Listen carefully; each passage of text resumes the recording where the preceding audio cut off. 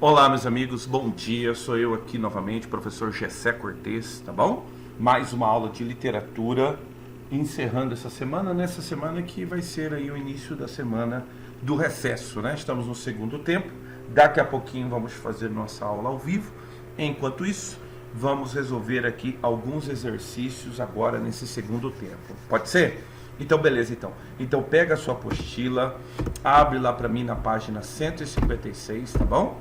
Isso, 156, e vamos resolver os exercícios que ficaram de tarefa. Vamos resolver os exercícios da página 156 e 157. Para tanto, o que eu fiz aqui? Eu deixei aqui o livro digital aqui minimizado, né? É importante que você pegue a sua apostila e acompanhe da apostila, mas aí eu vou também dar um zoom aqui e vamos fazendo aqui o exercício da apostila, tá? Então tá bom, então. Então, a apostila, ela traz a carta do Caminha, né, cara? Então, para a carta do Caminha, o que aconteceu? Julgue os itens a seguir em relação à compreensão e interpretação do texto, tá?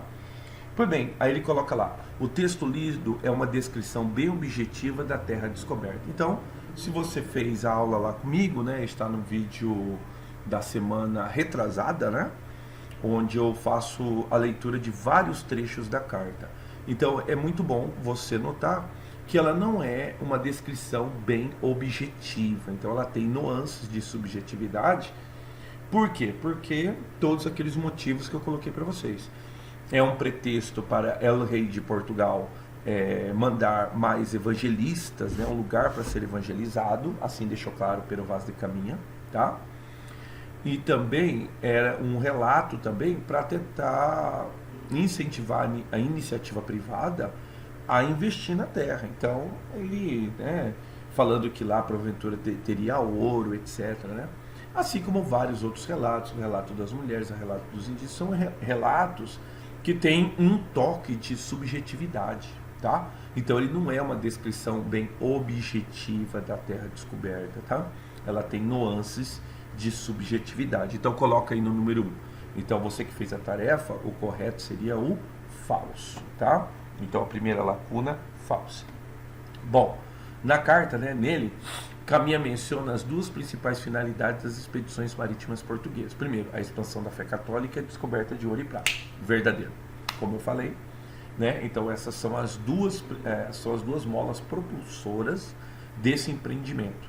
Então o empreendimento é um empreendimento católico, um empreendimento religioso, mas também é um empreendimento sobre riqueza, sobre descobrir ouro, né? Achar ouro aqui nessa terra recém-descoberta, tá? Vai, então verdadeiro aqui verdadeiro, desculpa, o primeiro falso, o segundo verdadeiro, tá? Vai para a terceira lacuna. Por não terem os portugueses se aventurado até então terra dentro, as únicas informações que nos dá do interior são as transmitidas pelos indígenas. Não, né, cara?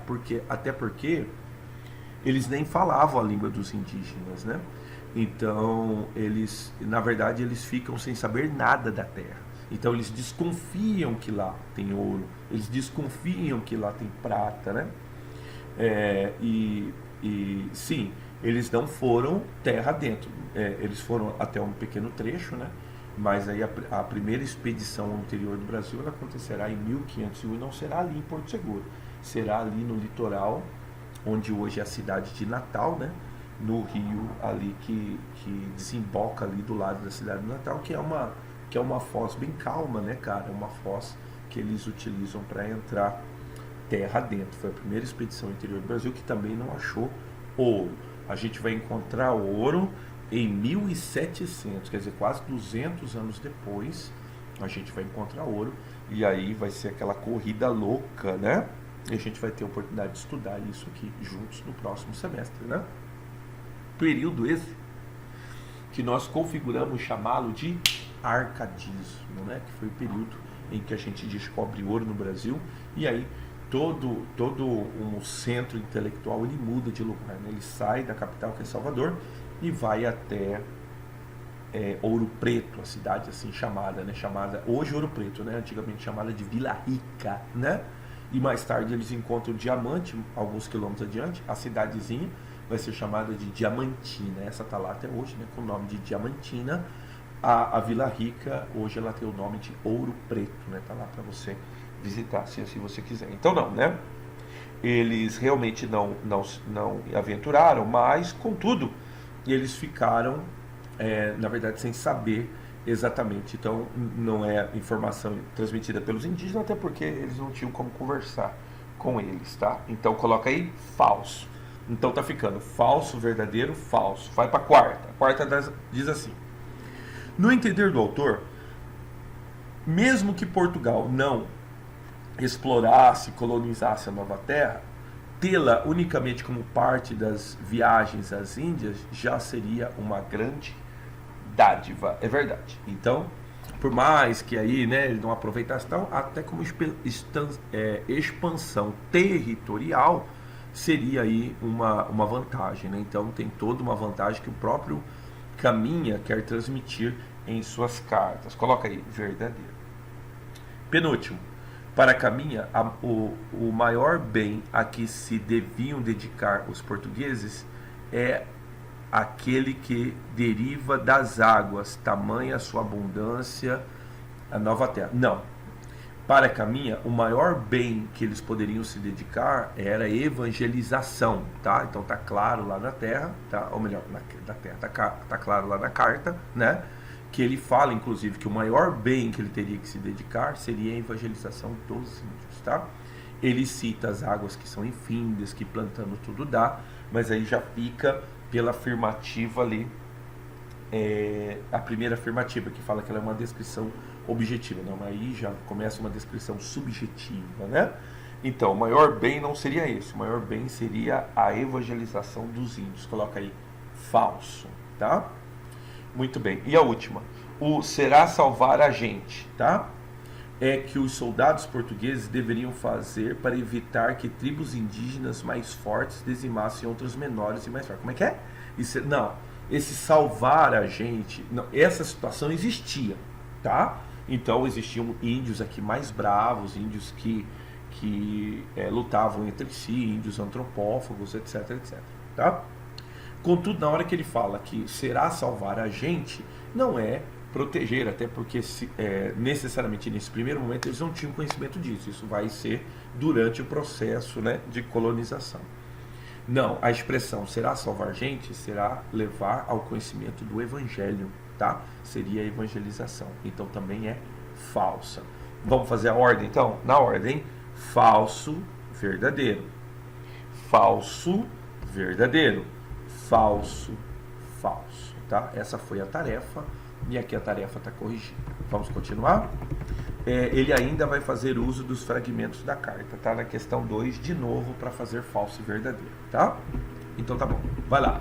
Julgue os itens que seguem em relação à teoria literária e aos estilos de época na literatura brasileira, tá? Então tá bom. Primeiro, tá? Primeiro diz assim: esse texto, por se tratar de uma missiva é carta, tá? Tem características oratórias. Não. O que é uma característica oratória? É quando você, por exemplo, faz um sermão. A gente vai ter oportunidade de ver isso no próximo semestre. Então, as características de oratória, ela vem a ser um sermão. Missiva, tá certo, é uma carta, tá? Mas ela não tem essa característica oratória, muito pelo contrário. Ela tem uma característica de diálogo, né? Então, ele dialoga, né? É claro que esse diálogo ele é feito somente em uma pessoa, somente pelo emissor, não há resposta, não é interativo, né? Mas ele investe, né, em relatos para tentar descrever a Terra. Então, a oratória dela não é a característica primordial no sentido que possa ser, por exemplo, um sermão, né, tal, não. Então, ela simplesmente é descritiva, tem caráter de missiva, mas não tem características de oratória. Coloca aí, ela é falsa, tá? Então, número 2, primeira lacuna falsa. A carta de Pero Vaz de Caminha é o primeiro de uma série de textos de nosso primeiro século que constitui a literatura de informação do Brasil. Verdadeiro.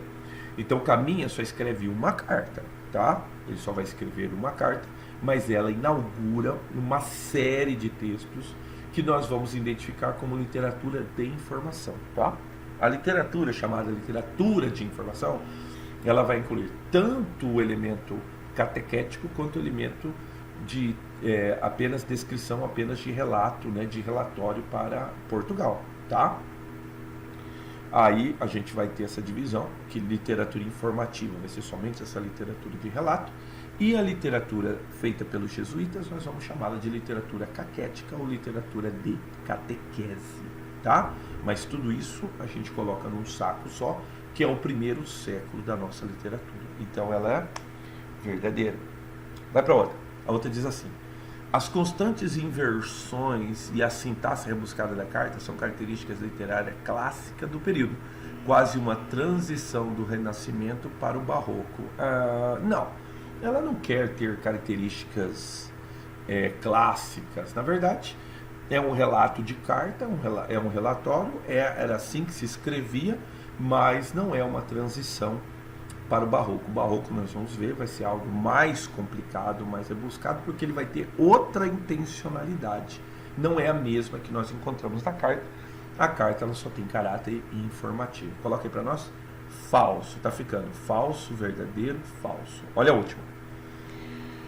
Ainda dentro do humanismo renascentista, que tinha o homem no centro de tudo, vemos a preocupação de Caminha com o silvícola brasileiro e a preservação de sua cultura. Não, primeiro, ele não está nem aí com a preservação da cultura. Ele está preocupado com a evangelização. Ele tem características humanistas, renascentistas? Tem, mas não é necessariamente a vinculação com essa preservação da cultura. Muito pelo contrário, os portugueses vão vir aqui e não estão nem aí para a cultura do índio. Eles vão, né? Eles vão, na verdade, se sobrepor essa cultura, impondo a sua cultura, tá? Tava um pouquinho frio na hora que eu comecei. Eu vou fechar a janela, vou abrir a janela e já eu volto. Espera só um pouquinho.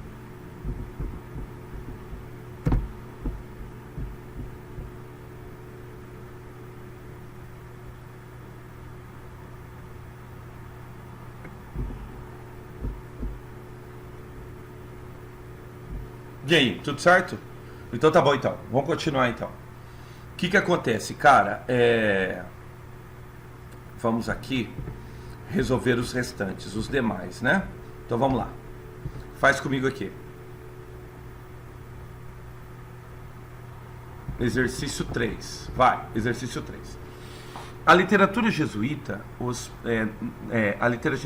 a literatura jesuíta, nos primórdios da nossa história, o que ela faz, tá? Então tá, ela tem grande valor informativo? Tem também, mas não é necessariamente a sua finalidade. Marca a nossa maturação clássica? Também não, porque nós não tivemos período clássico, né? Visa a catequese do índio, a instrução do colono e sua assistência religiosa e moral? Sim. Então, visa a catequese do índio? Sim. A instrução do colono? Sim. Então, as escolas jesuítas, elas também evangelizavam os filhos, né? Os filhos dos como é que eu posso dizer?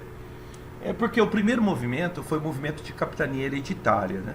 Então, aí vinham os filhos desses donos de capitania. Esses senhores tinham relações, alguns deles, né, tinham esposas índias. E aí, esses filhos, né, esses mestiços, esses filhos verdadeiramente portugueses, eles recebiam também instrução nas escolas jesuíticas, tá? Então, sim, a instrução do colono e sua assistência religiosa e moral. Eles também faziam o papel, né, ali, né, de sacerdotes do lugar, tá? Então, correto, tá bom? Então, letra C é o correto, tá? Muito bem, excelente. Muito bom. Continua aqui comigo. Diz assim: sobre a literatura produzida no primeiro século da vida colonial brasileira, é correto afirmar. Vamos lá? O que é correto afirmar? Cara, Universidade Federal de Santa Maria, tá? Diz assim: é formada principalmente de poemas narrativos e textos dramáticos que visavam a catequese. Também, mas não é só isso, né? Também eu tenho a literatura produzida pelos aqueles que informavam sobre a Nova Terra. Inicia com prosopopeia de B. Teixeira. A gente vai ver que isso daí é o marco inicial do Barroco. Isso só vai acontecer em 1601, tá? A obra prosopopeia. C. É constituída por documentos que informam acerca da terra brasileira e pela literatura jesuítica. Correto, cara. Então a letra C é o correto. Está a serviço do poder real? Ah, não, desculpa, estou lendo de cima, né? Os textos que as constituem apresentam evidência de preocupação artística e pedagógica? Pedagógica sim, artística não, né? Também pela poesia do Jesus, verdade. Mas aí a gente não leva em consideração os textos de narrativa informativa, tá? E letra E. Descreve com fidelidade, sem idealização, a terra e o homem ao relatar as condições encontradas no novo mundo, tá? Com fidelidade não, tem uma certa idealização, né? Tem sim uma certa idealização. Tá bom, então o correto número 4 é a letra C. Tá fazendo comigo aí? O correto do número 3 é a letra C, o correto do número 4 é a letra C. Vamos pro 5. Então deu C e C, tá? Muito bem. Isso mesmo. Muito bem. Tá, então tá bom. Então agora, parte aí para a Universidade Federal de Viçosa, né? Uma universidade muito concorrida ali em Minas Gerais, uma universidade de medicina muito famosa, né, cara? Universidade Federal de Viçosa. Diz assim: leia a estrofe abaixo e faça o que se pede, tá? Diz assim: dos vícios já desligados, dos pajés não crendo mais, nem em suas danças rituais, nem em seus mágicos cuidados, tá? Pois bem, esse daqui, ele começa assim: assinale a alternativa verdadeira, considerando a estrofe acima, pronunciada pelos meninos índios em procissão. Isso aí é um trecho do Alto de São Lourenço, né? No Alto de São Lourenço, os meninos repetiam assim: dos vícios já desligados, quer dizer, eles não fazem mais. Nos pajés não crendo mais, não creem mais nos pajés. Nem suas danças rituais, nem seus mágicos cuidados. Bom, olha a letra A, o que ele fala. Os meninos índios representam o processo de aculturação em sua concretude mais visível, como produto final de todo o empreendimento do qual participaram com igual empenho a coroa portuguesa e a Companhia de Jesus. Sim, então aí seria a concretização do processo de catequização, na hora que eles não têm mais os vícios. O que seria um desses vícios? Por exemplo, é a antropofagia, tá? Então já não tem mais esses vícios. Os pajés, o pajé, ele é um líder religioso, então não creio mais no pajé, agora eu creio em Cristo, né? E assim por diante. A letra A é boa, tá? Olha a letra B. A presença dos meninos índios representa uma síntese perfeita e acabada daquilo que se convencionou chamar de literatura informativa. Não, isso daqui é literatura catequética, tá?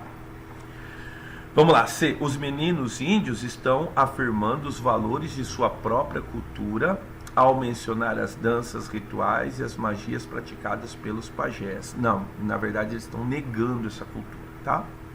Letra D. Os meninos índios são figuras alegóricas cuja construção como personagens atende a todos os requisitos da dramaturgia renascentista. Não tem nada a ver, né? Não sei nem explicar esse negócio aí. Tá. Letra E. Os meninos índios representam a revolta dos nativos contra a catequese trazida pelos jesuítas, de quem querem libertar-se tão logo seja possível. Não, cara, não. Eles estão se libertando da crença dos antigos. A correta é a letra A. Fechou? Marca aí pra mim.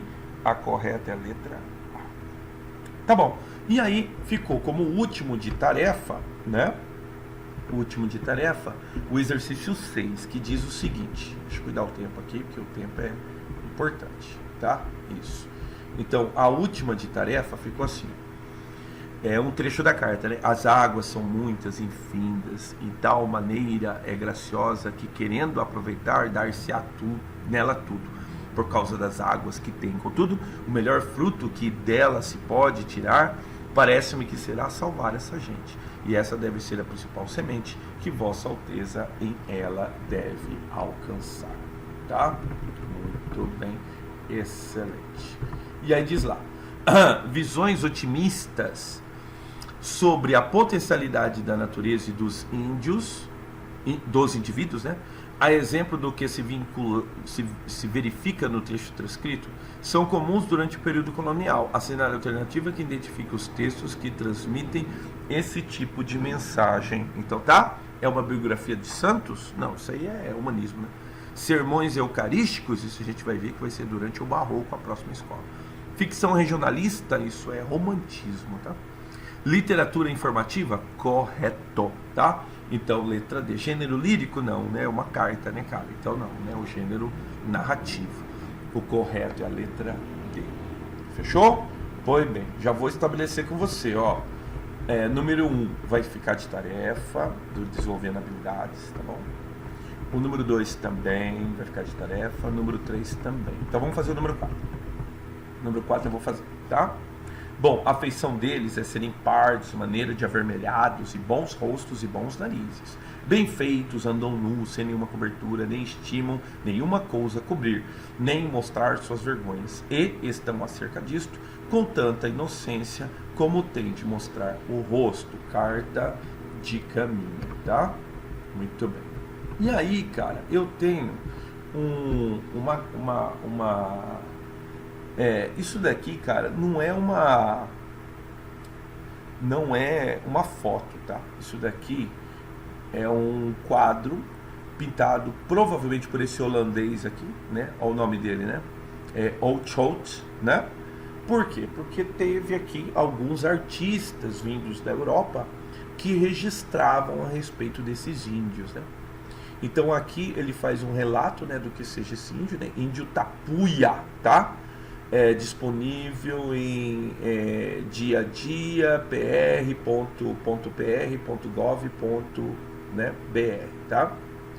Ao se estabelecer uma relação entre a obra de Oudtjot e o trecho do texto de Caminha, conclui-se que, tá? Então aqui ele vai fazer um contraponto com a pintura, um contraponto com a carta de Caminha, mas é importante você dar uma olhada na pintura. A pintura mostra o jeito como eles se enfeitavam, né? Aqui eu tenho provavelmente o que seja as setas, né, da flecha, né? Aqui duas bordunas, né? Isso aqui usava para isso mesmo, para sentar na cabeça dos outros, né? No caso aí da caça e assim por diante, tá? Tá bom. Fazendo um contraponto com o fragmento da carta e fazendo um contraponto com a obra de Oudtjot, né? Bom, ambos se identificam pelas características estéticas marcantes, como tristeza e melancolia do movimento romântico das artes plásticas. Tem nada a ver, tá? Então isso não é romantismo, isso é literatura informativa. Já descarta já. A letra B. O artista na pintura foi fiel ao seu objeto, representando de maneira realista, ao passo que o texto é apenas fantasioso. Não. O texto também faz uma descrição da terra, né? Fala a respeito das águas, etc, etc. Não, o texto também o descreve. Então não, tá? O autor da pintura faz uma descrição fiel, mas o autor da carta, né, também. Letra C. A pintura e o texto têm uma característica em comum, que é representar o habitante das terras que sofreriam o processo colonizador. Correto. Então, no caso aqui, haverá uma cultura, aculturação, porque vai tirar da sua cultura e vai ter um culturamento, né? Por quê? Porque vai colocar esse índio sob a cultura do povo europeu, tá? Então, por isso que ele diz que é representar o habitante das terras que sofreriam processo colonizador. Ao serem colonizados, essa prática aqui vai mudar, não é? Então eles não vão andar nus, né? Pode até ainda ter flecha, pode ainda ter borduna, mas com certeza não andarão nus, né? Então o primeiro movimento vai ser vesti-los, etc, etc. Sim, a resposta correta é a letra C. A 1, a 2 e a 3, elas vão ficar como tarefa, tá bom? Então vai ficar como tarefa para o restante, né? Para o desenvolver aí de hoje à tarde, tá bom? Vamos adiante então? Então a número 1 vai ficar de tarefa, tá? E aí 1, 2, 3. E aí eu vou deixar também nos exercícios complementares a partir do 2. Então eu vou resolver o exercício 1, tá? Vou resolver o exercício 1 e depois vou resolver o exercício 5. Aí o restante eu vou deixar de tarefa, tá? De novo, um fragmento da carta. Essa daqui nós já lemos, né? Senhor, pôs que o capitão mor desta vossa frota e assim os outros capitães escrevam a vossa alteza do achamento desta vossa terra nova, que nessa navegação agora se achou. Então esse trecho eu li com vocês, tal.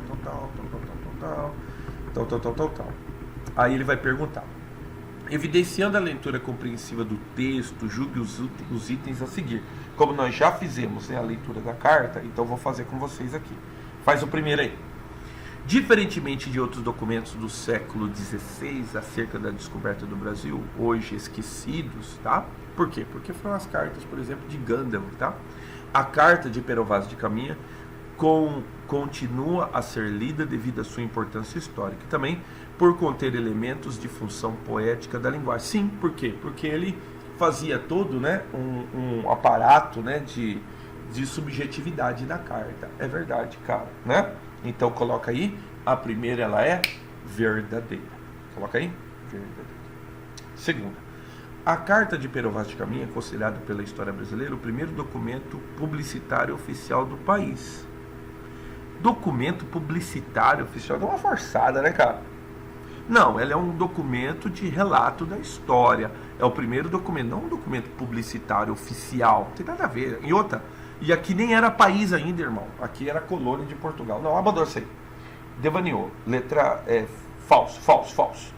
Próxima lacuna.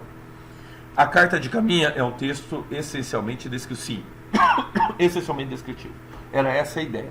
Descrever o lugar, descrever, né, as pessoas que foram encontradas, descrever também as atitudes dessas pessoas e descrever, como eu falei, o local, né? Sim, coloca aí, verdadeiro, tá? Mais uma. Próximo parênteses. Pero Vaz de Caminha foi o único português a enviar notícia da descoberta do Brasil ao rei de Portugal. Não, cara. Você sabe também que cada capitão, porque existiam outros capitães, né? Cada navio tinha o seu capitão e tinha o responsável por toda a frota, que era o Pedro Álvares Cabral. O próprio Pedro Álvares Cabral também escreveu o seu relato de bordo, os capitães escreveram o seu relato de bordo. Então a carta de Caminha não foi o único, tá? Português a enviar notícia da descoberta do Brasil ao rei de Portugal. Nós tivemos outros documentos, tá? Tá bom? Tá, falso, coloca falso.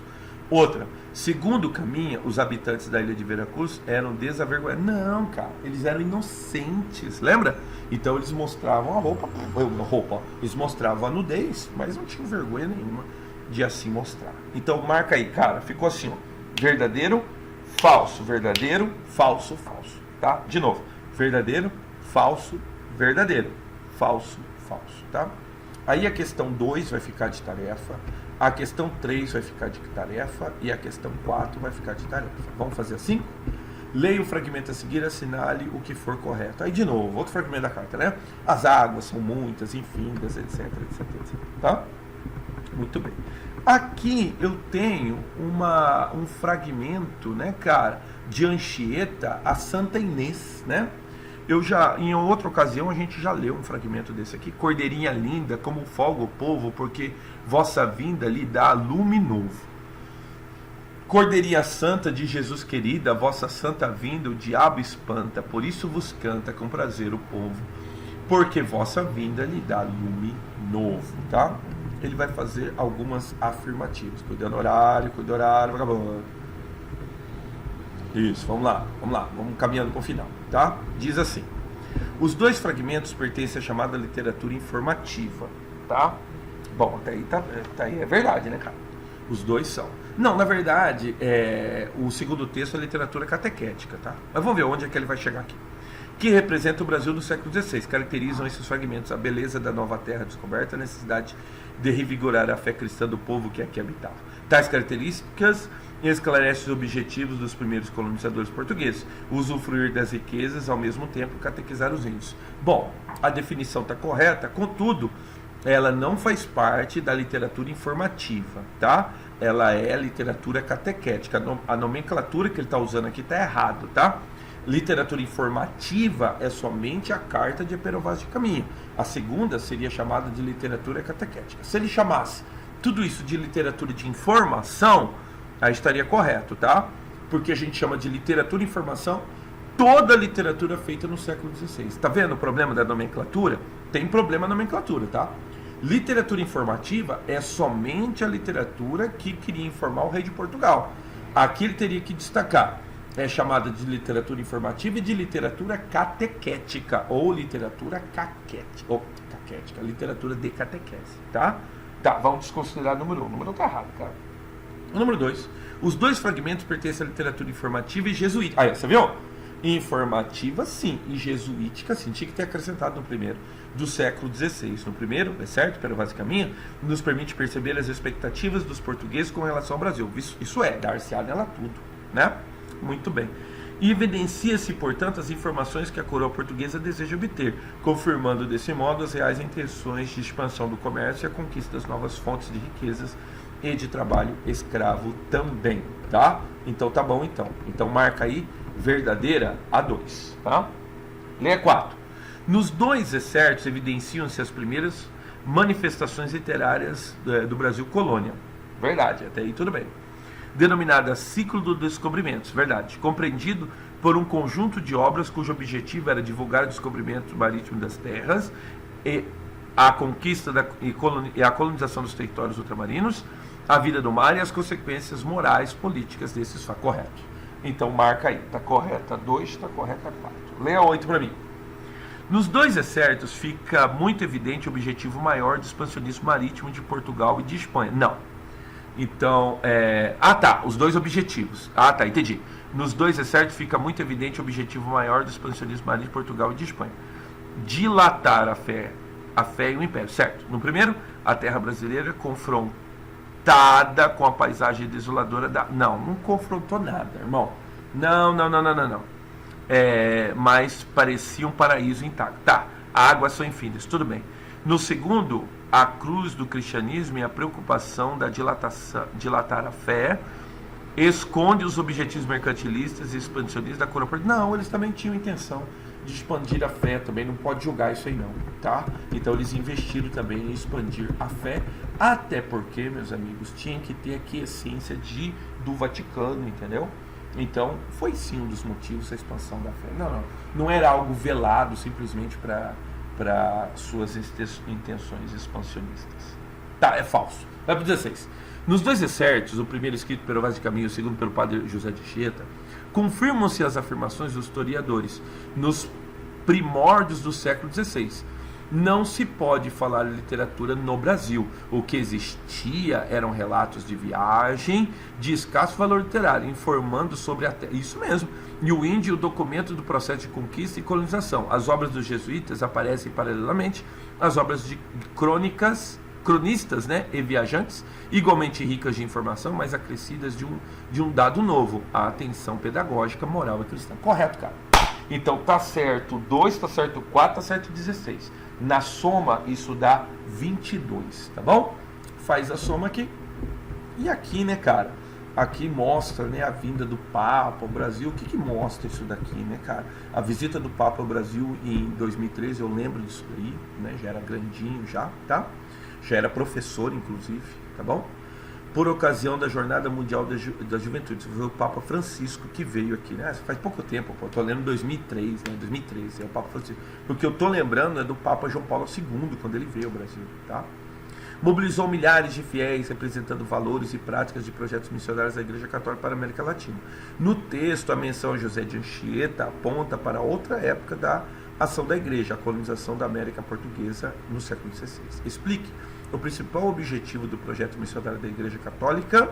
Em seguida, cite uma proposta atual da Igreja Católica associada ao projeto missionário da América Latina. Bom, no caso aqui, é uma realidade, né? Como que a Igreja Católica sempre foi um elemento de influência, um elemento influenciador na política, na vida social e na vida cultural. Eu sempre costumo dizer, eu não sou católico, não tive formação católica, não fui criado em igreja católica. Provavelmente você sim, tá? Mas mesmo eu como evangélico, eu não posso negar a influência católica da nossa cultura. Então algumas das influências que nós tivemos foi o que ajudou a formar essa nação. Então, lembra que em uma outra ocasião eu falei para vocês? Os jesuítas, se deixa os jesuítas até hoje no Brasil, irmão, eu não sei o que seria isso aqui seria uma Suíça. É verdade, cara, sabe por quê? Porque os jesuítas transformaram um país de índio pelado em 50 anos, cara. Eu não estou falando de hoje, eu estou falando de um tempo que não tinha internet, no tempo que não tinha carro, não tinha trem, o transporte era tudo feito a pé, tudo feito na lomba do cavalo, no lombo da mula. Eles transformaram esse país num país de escola, que nem era país, era uma colônia. Então, se a gente pegar de 1549, quando chegou aqui o Padre Manuel da Nóbrega, até quando nós temos a presença de um vislumbre da nossa literatura, né? Que é Padre Antônio Vieira, que nós vamos conversar bastante sobre ele aqui, nós temos um espaço ali de 52 anos. Em 52 anos, esse território que a gente chama de Brasil hoje, ele estava pesteado de escolas. Os jesuítas colocaram escolas em tudo quanto é canto. E aí, quando deu 1700, né, Portugal expulsou os jesuítas do seu território, claro, inclusive da colônia, e a gente tem aí uma época obscura na educação, tá? Nós vamos falar mais sobre isso. Mas a vinda do Padre Francisco evidencia um projeto que é muito antigo, aqui não aqui para o Brasil, mas para toda a América Latina, certo? Que é a influência da Igreja Católica. Não sei se você sabe, a gente ainda é considerado o maior país católico do mundo, tá? Então, por mais que eu não seja católico, eu respeito muito a Igreja Católica e assim ainda a considero como representante, sim, de muitas atitudes morais, de muitas atitudes sociais que nós temos. As pastorais sempre fizeram um trabalho fantástico, né? Prova disso, né? Na aldeia em que eu não fui criado, mas vi de perto, né, a atuação da Igreja Católica. Eu fiz faculdade numa faculdade católica, né? Sou filho da UCDB. Então, é algo que nós, independente da sua religião, tá? Independente se você for do candomblé, se você não tem religião, mas os preceitos da Igreja Católica têm que ser respeitados. Por quê? Porque foram estes preceitos que conceberam esse país. Um país de índios pelados, que em 50 anos eles transformaram em um país de escolas, tá certo? Muito bem, excelente. Para nós terminarmos essa primeira parte, faz favor para mim aqui, vai agora comigo lá no meu slide e vamos fazer alguns exercícios aqui, quer ver? Que não são da apostila, tá? Para terminar, tá? Diz lá, esse foi um exercício numa universidade em São Paulo, diz assim: José de Anchieta faz parte de um período da história cultural brasileira, século XVI, em que se destacaram manifestações específicas, a chamada literatura informativa e a literatura jesuítica. Assinale a alternativa que apresenta o excerto característico desse período. Aí ele vai colocar, tá vendo aqui, ó? Colocou Padre Antônio Vieira, não, Padre Antônio Vieira é 1600, cara, é século XVII, tá? Triste Bahia, Gregório de Matos, mesma coisa. Então, não te ensinei nada disso, não te falei nem de Gregório de Matos, nem de Antônio Vieira, então abandona, tá? De quem que eu te falei? Falei de Pero Magalhães Gândavo, tá? Uma planta se dá também nesta província, que foi da ilha de São Tomé, como fruta de qual se ajudam muitas pessoas a sustentar a terra. A fruta dele se chama banana. Ele está falando da banana, irmão. Então a alternativa correta é a letra C, tá bom? Pois bem, aí Afonso Guimarães é romantismo, Gonçalves Dias é romantismo, não tem nada a ver, tá? Então a resposta correta é a letra C, porque fala do Pero Magalhães Gândavo. Por isso que é importante você ter sempre na memória esses nomes de autores que eu fico falando durante a aula, tá? Nunca se sabe quanto isso será cobrado, tá bom? Então beleza, então. Fica aqui com uma da FUVEST aqui. Entende-se por literatura informativa no Brasil o quê? O conjunto de relatos de viajantes e missionários europeus sobre a natureza e o homem brasileiro. É verdade. É isso que nós entendemos como literatura informativa no Brasil, tá? Tanto a literatura dos viajantes como a dos missionários europeus que aqui vieram. A história dos jesuítas? Não. As obras escritas com a finalidade de catequese? Não. Poemas de padre? Não. Gregório de Matos? Muito menos, tá? Último. Esse foi um Enem, tá? lembra quando eu falei, orientei vocês? Tem que começar a fazer Enem desde já, tá? Inclusive agora que foi tempo de pandemia, etc, né? Se inscreve, cara, né? Não sei se ainda dá tempo de se inscrever, acho que não dá mais não, né? Mas tá bom então. Vamos lá. A terra é muito graciosa, tão fértil, eu nunca vi. A gente vai passear no chão, espeta um canício. No dia seguinte nasce bengala de castão e de ouro. Ó! De plumagens muito vistosas, tem macaco até demais, diamantes tem à vontade, esmeralda é para os trouxas. Reforçai, senhor, a arca, salvo o devido respeito, ficarei muito saudoso se for embora daqui. Arcaísmos e termos coloquiais misturam-se nesse poema criando um efeito de contraste, tá? Então você tem que reconhecer o que é um arcaísmo. Um arcaísmo, por exemplo, a terra é muito graciosa, muito arcaísmo, é muito graciosa, tá? No chão espeta o caniço e no dia seguinte a bengala, o castão, nasce o oiro, castão de oiro. Oiro o que é? É ouro, cara. Plumagens muito vistosas. Então, ele quer o seguinte, esse contraste, tá?